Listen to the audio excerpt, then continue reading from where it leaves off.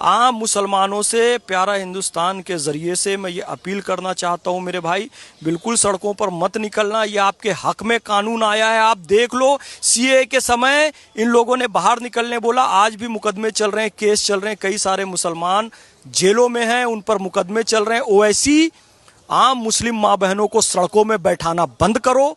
दम है तो अपनी पत्नी, अपनी बेटी, अपनी माता, उनसे लाकर सड़क में आंदोलन कराओ। आम मुस्लिम खातूनों को सड़क पर नहीं निकालो। दम है तो अपने सगे भाई, अपने पिता, अपने बेटे, इन लोगों को सड़कों पर लाओ। आम मुस्लिम नौजवानों को रोजगार से जुड़े रहने दो। वक्फ का जो उनका हक मिल रहा है मिलने दो। उनके कैरियर के साथ मत खेलो। ओवैसी, मुस्लिम पर्सनल लॉ बोर्ड, और जो सही मुसलमान हैं, ख्वाजा गरीब नवाज से भारत में इस्लाम आया है। ख्वाजा गरीब नवाज के दर से ये संदेश आ चुका है। नसरुद्दीन चिश्ती साहब ने कहा है ये बिल मुसलमानों के हक में है, मुस्लिम महिलाओं के हक में है। मुस्लिम पर्सनल लॉ बोर्ड की महिला चेयरमैन है, उन्होंने कह दिया है। इमाम ऑर्गेनाइजेशन के अध्यक्ष मौलाना उमैर इल्यासी साहब ने कह दिया है। शहाबुद्दीन रिजवी साहब को कहते थे बड़े कट्टरपंथी हैं, वो भी कह रहे हैं जी नहीं नहीं नहीं, ये बिल तो मुसलमानों के हक में है। तमाम प्रगतिशील मुसलमान इस बिल के साथ हैं। और आम मुसलमानों से भी गुजारिश है, आप बहुत भोले हो, मासूम हो, किसी की बहकावे में आकर सड़क में मत आओ। वक्फ एक्ट आपके हक में है।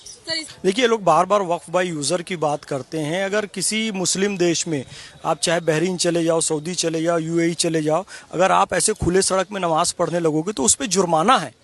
वक्फ वहाँ पर ज़रूर है, लोग वक्फ करते हैं अपनी प्रॉपर्टीज़ को, उसके मैनेजमेंट के लिए मिनिस्ट्री में लोग भी निर्धारित हैं। लेकिन ऐसा नहीं है कि किसी भी प्रॉपर्टी को आपने कह दिया जी फलानी बिल्डिंग वक्फ की है, ये सब वहाँ नहीं है।